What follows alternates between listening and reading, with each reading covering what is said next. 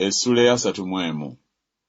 Awo olwatuuka mu mwaka ogw'e11 mu mwezi ogwokusatu ku lunaku olw'omwezi olw'olubereberye, ekigambo kya Mukama ne kinjijira nga kyogera nti, omwana w'omuntu, gamba Falaawo kabaka w'e Misiri n'olufulube lw'abantu be nti, ofaanana ani mu bukulu bwo?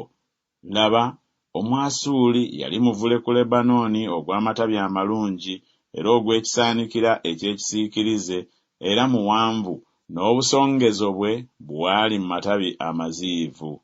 Amazzi gaamuliisanga, ennyanja yamukuza, emigga gye gyakulukuta okwetooloola olusuku lwe, era yatuusa ensalosalo ze eri emiti gyonna egy'omu ttale. Obuwanvu bwe kyebwava bugulumizibwa okusinga emiti gyonna egy'omu ttale, n'amatabi ge ne gaala, ensibuka ze ne zaala, amatabi ge ne gawanvuwa olw'amazzi amangi bwe yagasuula. Ennyonyi zonna ez'omu bbanga ne zizimba ebisu byazo mu matabi ge, n'ensolo zonna ez'omu nsiko ne zizaalira abaana baazo wansi w'amatabi ge, n'amawanga gonna amakulu ne gabeera wansi w'ekisiikirize kye. Bw'atyo n'aba omulungi mu bukulu bwe olw'okuwanvuwa kw'amatabi ge, kubanga emizi gye gyali awali amazzi amangi. Emivule egy'omu lusuku lwa Katonda tegyayinza kumukweka, emiberoosi nga tegyenkana matabi ge, n'emyalamooni nga tegifaanana nsibuka ze. So nga tewali muti mu lusuku lwa Katonda ogumwenkana obulungi bwe. Namufuula mulungi olw'olufulube lw'amatabi ge, emiti gyonna egy'omu Adeni egyali mu lusuku lwa Katonda n'okukwatibwa ne gimukwatirwa obuggya.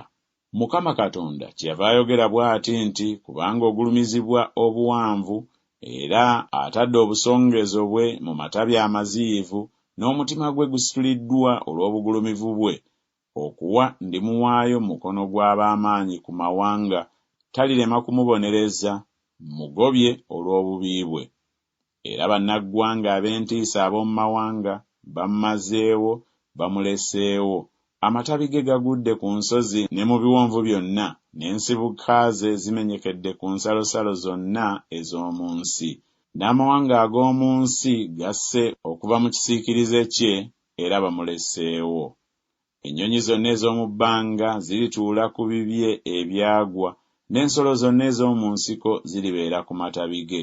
Waleme okubaawo ku miti gyonna egiri ku mabbali g'amazzi n'ogumu ogulyegulumiza olw'obuwanvu bwagyo, era gireme okuteeka obusongezo bwagyo mu matabi amaziivu, n'egyagyo egy'amaanyi gireme okuyimirira mu bugulumivu bwagyo, gyonna eginywa amazzi, kubanga gyonna giweereddwayo eri okufa eri enjuuyi ez'ensi eza wansi wakati mu baana b'abantu wamu n'abo abakka mu bunnya. Bw'ati bw'ayogera Mukama Katonda nti, ku lunaku lwe yakka mu magombe naleeta ekiwuubaalo, namubikkira ku nnyanja ne nziyiza emigga gyayo.